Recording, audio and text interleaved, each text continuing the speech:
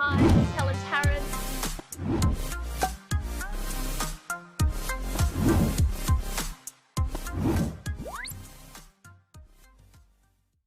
Hi there, this is Helen Tarrant for another episode of Commercial Property Roadshow. Now, I want to share with you today how to negotiate a commercial property deal. You see, the thing is, with all commercial property deals, most people say, well, the hardest thing is not only finding the deal, but how would you negotiate the deal? So what could you do to negotiate the deal better to actually get the price and the yield and the terms that you want?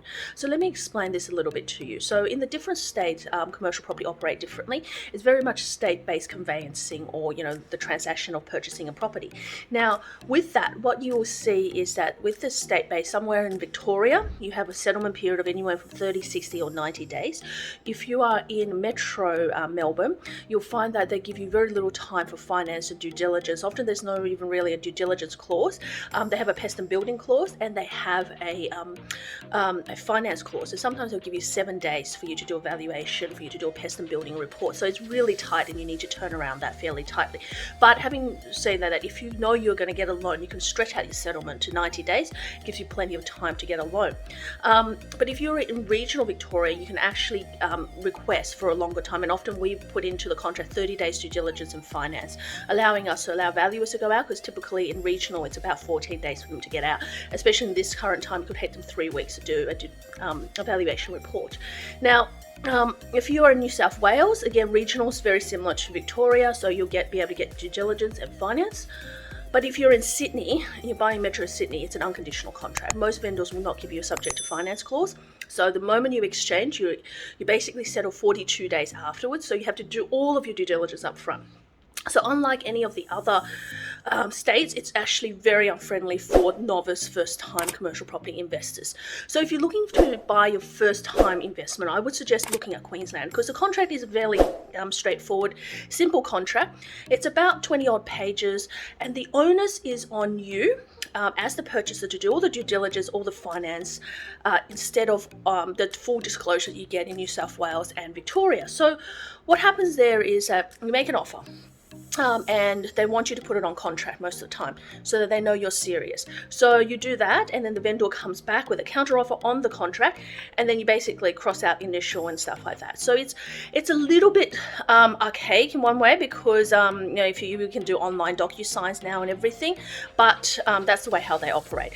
But if you go through that negotiation, you settle on the price and terms. So the terms usually anywhere from 7, 14, 21 days, or sometimes 30 days for finance and due diligence, and that would include a valuation period.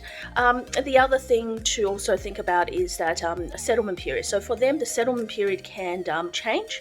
So that can be anywhere from, you would say, look, anywhere from 30 days, 21 days, 14 days, depending if you've got a cash contract or whether you need finance. If you're finance, you probably need 21 days to be able to settle on that property. So that's really the conditions. But on top of that, how would you negotiate a deal? Well, simply, if you are looking at a property, you need to firstly do your calculation. So you need to work out the net yield. So what is the current rent? What is it after all outgoings have taken out? And what is the asking price? And often we see that they might be advertising, say, a property, like for example, we had a property that was advertised as $730,000 and $50,000 was its net rent. So it was sitting around that 6.5%, going towards your 6.5%. Now for me, I look at the area, do some area research. And, I do my area research, and once I've done my area research, I realize what the average yield will be, and that would be 7%. Now, I really would like to push that a little bit higher, so I make an offer at 7.5%. So I work out 50,000 divided by 7.5, I work out what that is, and it works about 666,000. So I put in an offer at 660,000 to start with, because I wanted to end up up higher than market, because you want to already go in there with some equity in the property. And yes, the agent's going to not be very happy with that, and yes, it's not going to be the best offer they've had. Obviously, you're going to have finance conditions. If it's a cash offer, you're going to be much, much stronger. But obviously, in this condition, you're going to find that most of the time you're going to be subject to finance. So it's not as strong as a cash offer, but you've got to put it in the best offer you can to start with.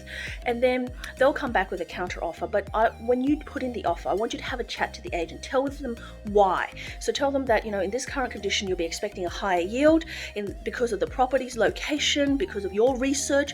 You realize it's a minimum of 7%, you're really aiming in 7.5 because you need to get that cash flow.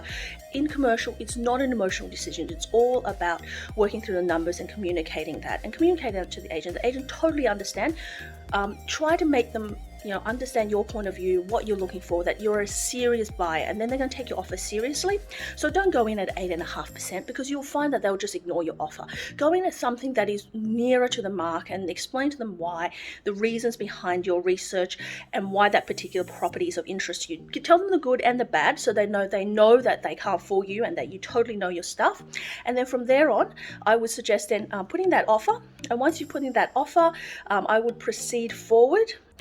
Once you've done the offer, I would proceed forward and wait for the vendor to come back to you. When the vendor comes back to you, make sure you sit on there, think about what their counter offer is, and go back to them. So the thing is, if a deal is really worth doing, it's really worth persisting and making sure that it's done right. So making sure you get your condition, make sure you don't cut your time too fine, making sure that you don't make an offer that people are going to dismiss.